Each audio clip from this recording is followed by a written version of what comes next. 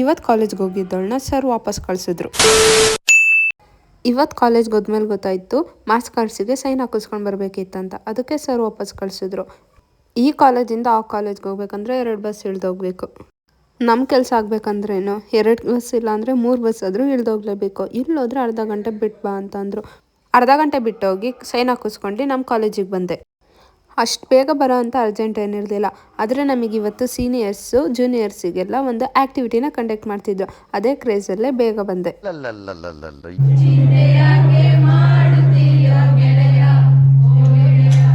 ನಾವು ಅಂದ್ಕೊಂಡಿದ್ವಿ ನಮ್ಮ ಆ್ಯಕ್ಟಿವಿಟಿ ಮಾಡಿಸೋಕ್ಕೆ ಬರೀ ಸೀನಿಯರ್ಸ್ ಇರ್ತಾರೆ ಅಂತ. ಆದರೆ ಎಲ್ಲ ಡಿಪಾರ್ಟ್ಮೆಂಟ್ ಲೆಕ್ಚರರ್ಸು ಬಂದಿದ್ದರು. ಎಲ್ಲ ಕಾಲೇಜಲ್ಲೂ ಒಂದು ಗೇಮ್ಸ್ನ ಆಡಿಸ್ತಾರೆ. ಆದರೆ ನಮ್ಮ ಕಾಲೇಜವರು ಒಂದೇ ಗೇಮ್ನ ಆಡಿಸಿದ್ರೆ ಎಲ್ರಿಗೂ ಅರ್ಟ್ ಆಗುತ್ತೆ ಅಂತ 3-4 ಗೇಮ್ಸ್ನ ಆಡಿಸಿದ್ರು. ಇದೆಲ್ಲ ಮಾಡಿಸ್ತಿರೋದೇನಕ್ಕಪ್ಪ ಅಂತ ಅಂದರೆ ನಾವೆಲ್ಲ ನ್ಯೂ ಕಮರ್ ಫ್ರೆಷರ್ಸಿಗೆ ಅಂತ ಮಾಡಿಸ್ತಾ ಇರೋದು. ಇದಷ್ಟೇ ಅಲ್ಲದೆ ನಮಗೆ ಡ್ಯಾನ್ಸ್ ಕೂಡ ಮಾಡೋದಕ್ಕೆ ಹೇಳಿದರು. ಅದಕ್ಕೆ ನಾವು ಫ್ರೆಂಡ್ಸ್ ಎಲ್ಲ ಸೇರಿ ಗ್ರೂಪ್ ಡ್ಯಾನ್ಸ್ನ ಮಾಡೋದಕ್ಕೆ ಅಂತ ಹೇಳಿ ಪ್ರಾಕ್ಟೀಸ್ ಮಾಡ್ತಾಯಿದ್ವಿ. ಒಂದು ಕಡೆ ಹುಡುಗಿರು ಡ್ಯಾನ್ಸ್ ಪ್ರಾಕ್ಟೀಸ್ ಮಾಡ್ತಾಯಿದ್ರೆ ಇನ್ನೊಂದು ಕಡೆ ಬಾಯ್ಸಿಗೆ ಕ್ರಿಕೆಟ್ನ ಆಡಿಸ್ತಾಯಿದ್ರು. ಖುಷಿ ವಿಷಯ ಏನಪ್ಪ ಅಂತಂದರೆ ಬಾಯ್ಸು ಕ್ರಿಕೆಟ್ನ ಬಿಟ್ಕೊಟ್ಟೇ ಇಲ್ಲ. ನಮ್ಮ ಕ್ಲಾಸ್ ಬಾಯ್ಸೇ ವಿನ್ ಆಗಿದ್ದಾರೆ.